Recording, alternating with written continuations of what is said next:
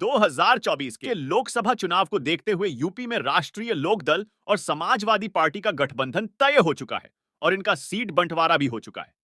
इसकी जानकारी खुद समाजवादी पार्टी के प्रमुख अखिलेश यादव और राष्ट्रीय लोकदल अध्यक्ष जयंत चौधरी के बीच बैठक के बाद सीटों के बंटवारे पर मोहर लग गई है।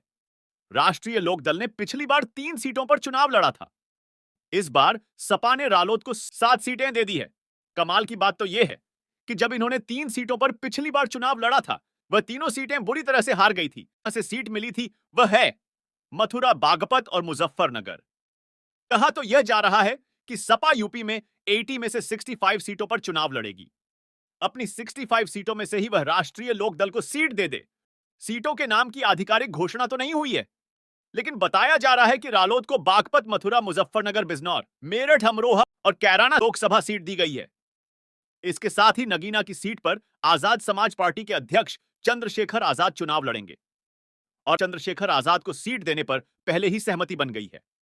बात करें यादवों की, जाटों की और दलितों की, तो उनकी अपनी अपनी पार्टियों है और इनका गठबंधन तय हो चुका है और सीटों का बंटवारा भी फाइनल हो चुका है। लेकिन दोस्तों, आपको बता दें कि यह सब लोग गठबंधन करके संसद में पहुंच जाएंगे, लेकिन बचेगा कौन? तो बचेगा अब्दुल को किसी पार्टी ने भी नहीं लिया है और ना ही अब्दुल की कोई सियासी पार्टी है। एक पार्टी है जिसको वे अपनाने से इनकार करता है। उस पर आरोप लगाते हैं कि वह बीजेपी की बी टीम है, वह बीजेपी के लिए काम करती है, वह बीजेपी के लिए काम करती है। माल की बात तो यह है कि इन तीनों लोगों ने गठबंधन तो कर लिया है।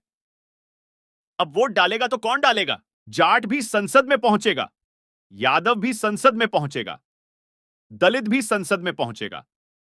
अब बचा तो सिर्फ मुसलमान, जो इनकी गुलामी करेगा, इनके लिए दरी बिछाएगा, कुर्सियां सीधी करेगा। लेकिन उन सब की दरी अगर कोई बिछाएगा तो मुसलमान उन लोगों की ज्योतियां सीधी करेगा तो मुसलमान।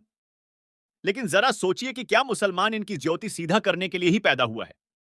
क्या मुसलमान उनके दरी बिछाने के लिए ही पैदा हुआ है? लेकिन क्या मुसलमान इन लोगों को सिर्फ आपको वोट डाला, उसके दादा को वोट डाला, अब उसके बेटे को वोट डाला, क्या उसके पुत्र को भी वोट ही डालता रहेगा? आखिर कब खड़ा होगा? कब अपनी राजनीतिक पार्टी को मजबूत करेगा? यह सोचने वाली बात है। यही होता है अक्सर मुसलमान के साथ के मुसलमान की कोई पार्टी नहीं है, जिसकी वजह से उनको ना तो अपने साथ लिया जाता है और ना ही उनको संसद में पहुंचने का मौका दिया जाता है। कब तक आप इनको वोट डालते रहेंगे?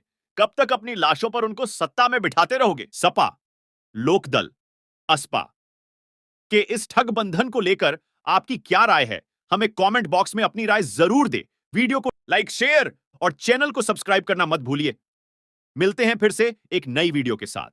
वीडियो में लास्ट तक बने रहने के लिए आप सबका बहुत बहुत शुक्रिया।